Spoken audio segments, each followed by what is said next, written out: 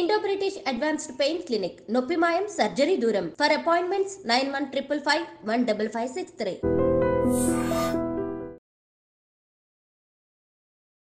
Hi hello నమస్తే welcome back to iDream media. ఈరోజు మనతో ఉన్నారు యాంపీ సర్టిఫైడ్ మ్యూచువల్ ఫండ్ డిస్ట్రిబ్యూటర్ అయిన పద్మజ గుడివాక గారు. మ్యామ్తో మాట్లాడదాం. Hi ma'am. నమస్తే. మ్యామ్, ప్రతి మనిషి కూడా నిరంతరం కష్టపడుతూనే ఉన్నాడు ఈ 2025లో కూడా. అయితే ఒక 9 to 5 చేసే జాబ్ ఏదైతే ఉందో ప్రతి ఒక్కరు కూడా పిల్లల చదువులు, రెంటు, లేకపోతే నిత్యావసర వస్తువుల ధరలు, వాటికి సంబంధించి వీళ్ళు ఖర్చు పెట్టడం, ఇది డైలీ లైఫ్ యొక్క భాగంగా మారిపోయింది. బట్ ఎవరికి కూడా రిటైర్ అవుదాం, వీళ్ళని త్వరగా నేను రిటైర్మెంట్ ప్లాన్ తీసుకోవాలి, రిటైర్మెంట్ తీసుకుని ఫ్యామిలీతో ఎంజాయ్ చేయాలి, నాకున్న డ్రీమ్స్ వైపు నేను నడవాలి అని ఎవరు లేరన్నమాట. అయితే రీసెంట్గా అజిత్ కుమార్, ఎవరైతే తమిళనాడు సూపర్ స్టార్ అనొచ్చో, ఆయన తన ఇప్పుడు 50 years ఏజ్లో రేసింగ్ కెరియర్లో స్టార్ట్ చేశాడు అనమాట. అంటే ఆయన ఆల్రెడీ రేసర్ అయినా కూడా ఇప్పుడు తన డ్రీమ్ని ఫుల్ఫిల్గా కంప్లీట్గా ఆయన లీవ్ చేయడానికి రెడీ అయ్యారనమాట. బికాస్ ఆయన ఎర్న్ చేసిన మనీ తనకు సపోర్ట్ చేసిన విధానం అలా ఉంది. సో కైండ్ ఆఫ్ ఆయన రిటైర్ అయ్యాడనే చెప్పొచ్చు. అంటే అంత అమౌంట్ అయితే ఆయన దగ్గర ఉంది ఆయన నచ్చిన పని చేయడానికి. అలా ప్రతి ఒక్కరు కూడా ఒక లైఫ్లో నచ్చిన పని అంటూ ఉంటుంది, లేకపోతే ఒక ప్యాషన్ అనేది ఒకటి ఉంటుంది. కాకపోతే వాళ్ళు ఏమనుకుంటారు, రిటైర్ అయ్యాక అలాంటి ఏమైనా ట్రై చేద్దాం, ఒక ఆర్ట్ గ్యాలరీ అయి ఉండొచ్చు, ఫార్మింగ్ అయి ఉండొచ్చు, ఇప్పుడైతే మనం ఉన్న ఖర్చులకి పని జాబే చేసుకోవాలి అనుకుంటూ ఉంటారు.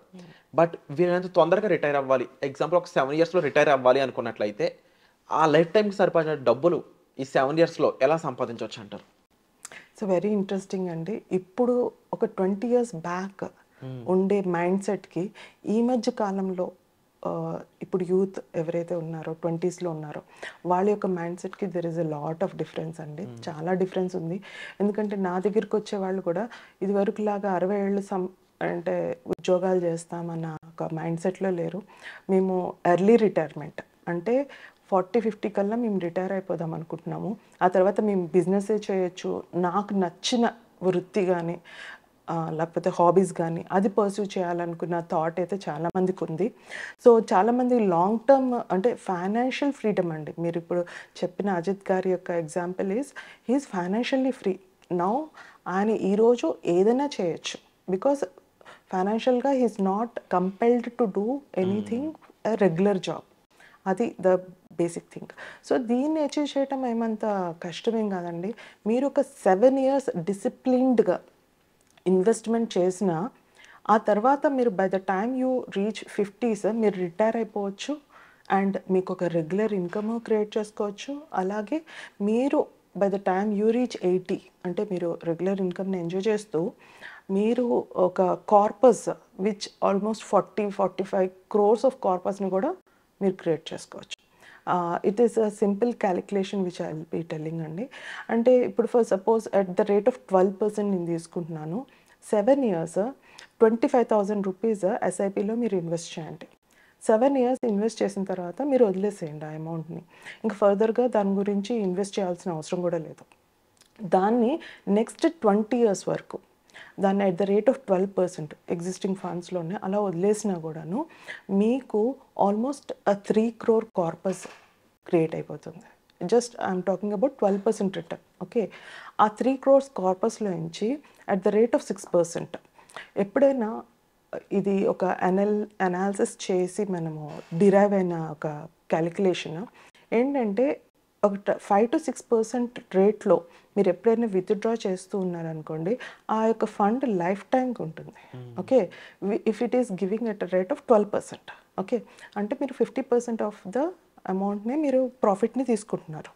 సో మీరు పర్ మంత్ ఆల్మోస్ట్ 1,55,000 మీరు నెల మీరు ఇన్కమ్ కింద తీసుకోవచ్చు.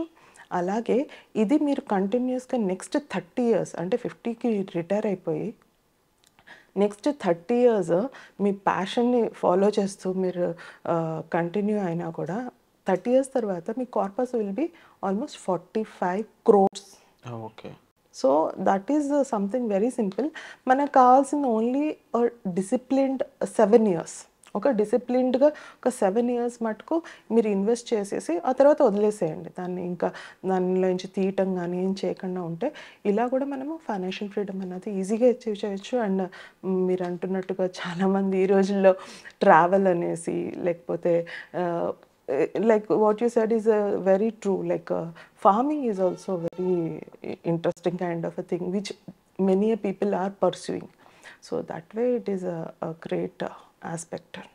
ఇలాంటి టైంలో అంటే ఈ ఇన్వెస్ట్మెంట్ ఇలా విధంగా చేసే ఈ ప్రొసీజర్లో ఎటువంటి ఛాలెంజెస్ వస్తూ ఉంటాయి? ఎక్కువ మంది ఫెయిల్ అవ్వడానికి ఎలాంటి ప్లేస్లో ఇబ్బంది పడుతూ ఉంటారు? అవునండి. ఇక్కడ వచ్చేది ఏంటి అంటేనండి డిసిప్లిన్. డిసిప్లిన్ అంటే ఇన్వెస్ట్మెంట్ టైంలో ఎంతైతే మనం రెగ్యులర్గా ఇన్వెస్ట్ చేస్తామో మార్కెట్, ఈక్విటీ మార్కెట్ కానీ ఎప్పుడైనా వాలటైల్గా ఉంటుందండి. అంటే ఒకవేళ కనుక మీరు ఓవరాల్గా హిస్టారికల్ రిటర్న్ తీసుకుంటే కనుక సెన్సెక్స్ ఎవ్రీ ఇయర్ 20% అన్నది కరెక్షన్ అవుతుంది. ఇర్రెస్పెక్టివ్ ఎనీ క్యాలెండర్ ఇయర్ నేను మాట్లాడుతున్నాను. ఓకే, ఎవ్రీ క్యాలెండర్ ఎక్సెప్ట్ ఒక 3 క్యాలెండర్ ఇయర్స్లో మటుకే జస్ట్ 10% కరెక్ట్ అయింది from the all time high. ఓకేనా?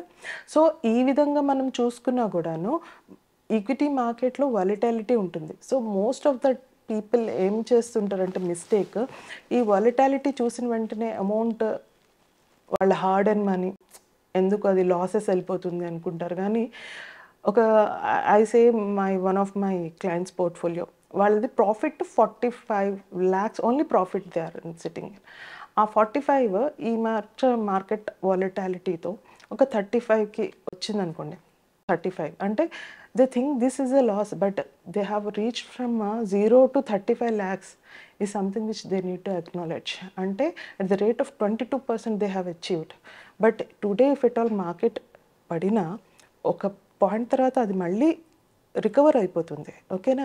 సో యావరేజ్గా 30 years మీరు సెన్సెక్స్ యొక్క రిటర్న్స్ చూసుకుంటే ఆల్మోస్ట్ 13% to 15% ఎలాగో ఉన్నాయి. అంటే 12% రేట్ ఆఫ్ రిటర్న్ మీరు అంచనా వేసి ఏదైతే మనం క్యాలిక్యులేట్ చేసామో దానికి కూడా పేషెన్స్ టు వెయిట్ అన్నది బిగ్గెస్ట్ ఛాలెంజ్.